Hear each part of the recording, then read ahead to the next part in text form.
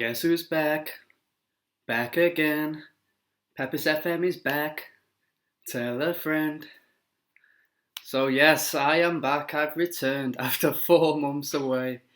Yeah, to be honest, I just fell out of love with the game, to be honest. I just didn't have the motivation to play anymore. But I am back. I have started playing again, and I will be giving you some season reviews of how my current save is going. Yeah, I don't really have the time to do daily episodes anymore. So, yeah, I will give you a season review of my new save, which is with Arsenal Football Club. I've chosen Arsenal because I think it's a bit of a challenge, but not too difficult. Basically, I just wanted to start enjoying the game again. Wanted to have a bit of fun. It's not too serious. I know it's not a difficult save. Like, at the end of the day, I will have a lot of money. I've got a decent enough squad. I should really be winning trophies fairly quickly. But I just want to have fun, and yeah, so don't judge me too much. I'm just going to play about and yeah, see how it goes. I do think Arsenal's a fun project. There's a lot of signings to be made. Really, their squad is good, but there's a lot of positions what can improve. So there, and I will have the funds to do that. So I do think it's a fun save. A lot of young English talents, which I do want to develop and make the core of my team. So there will be an emphasis on that, and that was done during the season. But yeah, anyway, let me show you how our transfer business went down for the first season. So we did sell some players, but most of them, to be honest, was already before we came. But the major one was Mohamed El Neni for 22 million to Chelsea. They barely even played him by the looks of it, so bit of a bizarre move on their behalf. Yeah, not too many appearances. Personally, if I was Chelsea manager, I would have stayed way clear of that. But hey ho, they did it, and yeah, to our benefit, 22 million. I'm very happy with that, and we needed it, to be honest. And another player we got rid of, which I was very happy with, was Willian. He was on a lot of money. To be honest, he just wasn't in my plans. Wanted to get him out the door. I didn't really care. I think, if I remember correctly, we are agreeing to pay some of his wages, but that's fine. And he's had a poor season as well at Villarreal, so I think it was decision. The decision was justified. Other outings of note: Balogun went on loan to Brentford. Good young prospect, but he wasn't going to get the game time for us, so good to get him out on loan. Anyway, some of the ins. Let me see from where it started from real life. Okay, so our major summer signing was Emmanuel Locatelli from Sassuolo. Yes, he had a decent enough season, to be honest. A couple of red arrows there, but don't worry too much about that. 34 starts in the league, 7 goals, 6 assists, 7.17 average rating. Really good season from him, and I hope he can take that form into the next year. He was our standout player. The middle of the park was an area we was determined to find someone dominant who can stay there for a couple of seasons, and I do think Locatelli is that man. The next signing we made was Alberto Moreno on loan. This was really just cover at left back, but if I remember correctly, he did not even finish the season with us. He didn't even make an appearance in the league, just a few cup competitions. And then they recalled him Villarreal because we just wasn't playing him. So it was fair enough, to be honest. You can't begrudge that. Yeah, he just, to be honest, he was just for cover, but was he a good signing? Not at all, I'm not going to lie to you. And then our other major signing was Ruslan Malinovsky from Atalanta, the Ukrainian international.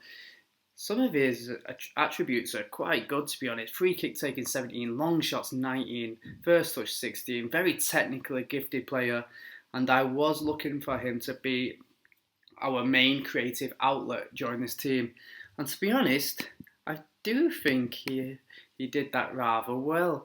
33 league starts, 5 goals, 8 assists, 7.22 average rating, chipped in goals in other competitions as well. I think he was a very good signing, to be honest. Atalanta only bought him the season before for 12.25 million, but for 19 million, yeah, I think you can say it's a successful signing. Did really well, and then a good season from him. And then our final signing was Reece Oxford. I did say I wanted to have an emphasis on English talent, young English talent. Did we overpay for him? Yes, but what can you say? He didn't play overly too much, just 2 league starts, 2 in the FA Cup, 4 in the Carabao Cup. When he did start in the competitions, he seemed to do quite well, to be honest. A lot of games in the Europa League, which we will come to later. But yeah, I do know we overpaid for him, but we had the money. I believe we needed a centre back, so I just took the gamble. In hindsight, was it the greatest move? Maybe not, but what can you do? It's not the end of the world. So anyway, I bet you are all looking forward to seeing how our season ended up. And the tale of this season was runners-up. Every competition, pretty much, we were the runners-up, which is such a shame. So in the Premier League, we came second behind Manchester United, 86 points to us, 90 points to United. It did go to the final game of the season. Let me just make this just so it's the Premier League. So look at that, Premier League. I can't even remember. We must have been a couple of points behind United, 2 points maybe, or 1 point even. And yeah, we lost the final game of the season to Sheffield United. We went 2-0 up as well. Pierre-Emerick Aubameyang scored 2 inside 10 minutes, and then we just capitulated completely. And yeah, our season was over like that. In the end, the game didn't make a difference because United went on to win their final game of the season. But yeah, just a tad disappointing. But at the end of the day, second in the league, you cannot really complain with Arsenal. I would have took that at the start of the season, so there you go.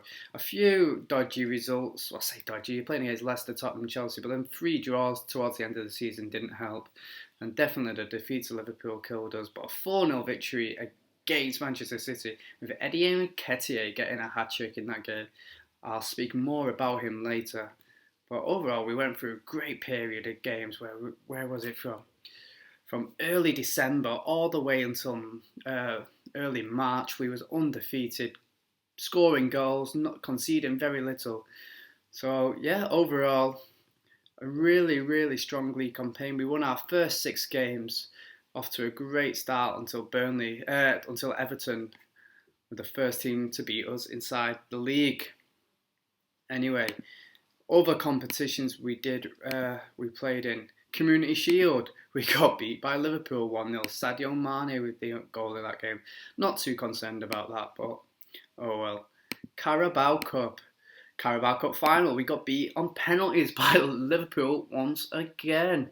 We went down to an early Shaqiri goal, but Aubameyang and Gabriel actually put us in front in that game. And then Mohamed Salah equalised, and then the game went to penalties. Our 2 strikers missing for us, Aubameyang and Lacazette. Such a shame. You'd expect their experienced players to do much better in that scenario. And yeah, it was a bitterly disappointing.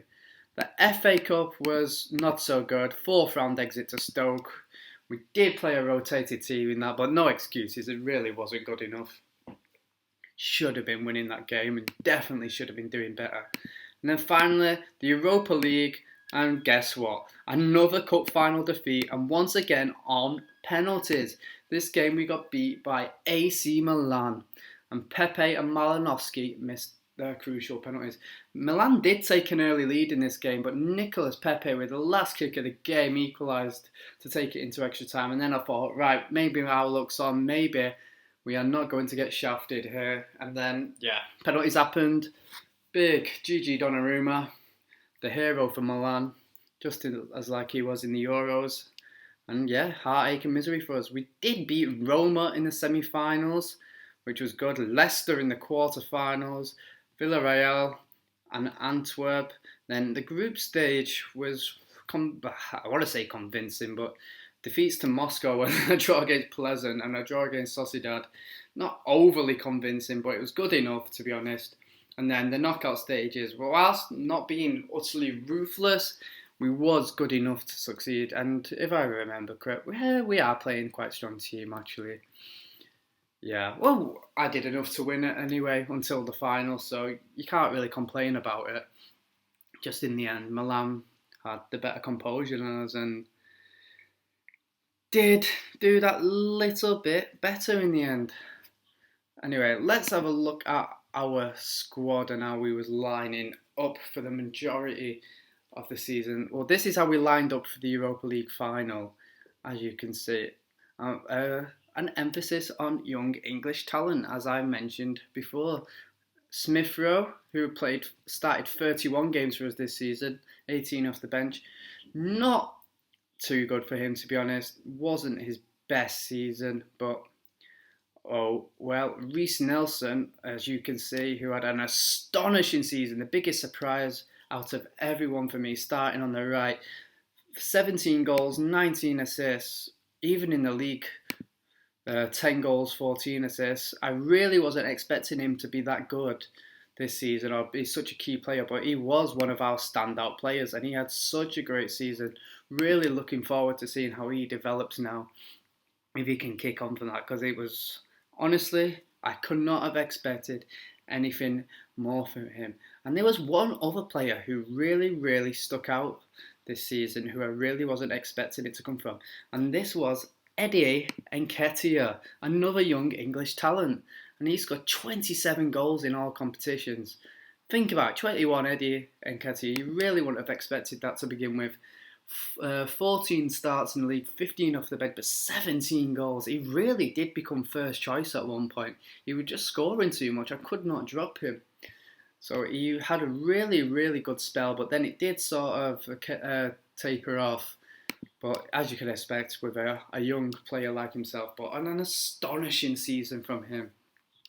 Bukayo Saka was there, nothing amazing. Did okay enough. He did get 24 league starts, so he was pretty much first choice. I did put my faith in him, but he didn't play to the same level as Nketiah and Reiss Nelson.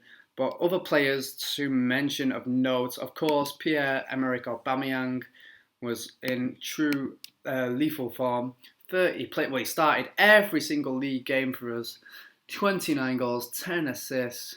Really a great performance from him. We did tend to rest him in the cup games, which allowed us to play him every single league game, as you can see.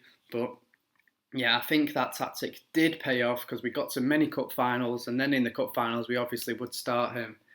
But yeah, his league form was great, and he was the leader that we needed him to be during this season. A really good performance from him. Players who did flatter this to deceive. Alexander Lacazette, really poor season from him.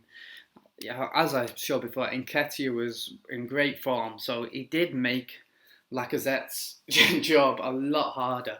I was expecting Lacazette to start the season for us up front, but he just never really got going. And then in that case, it was just Nketiah made the position his own, along with Aubameyang.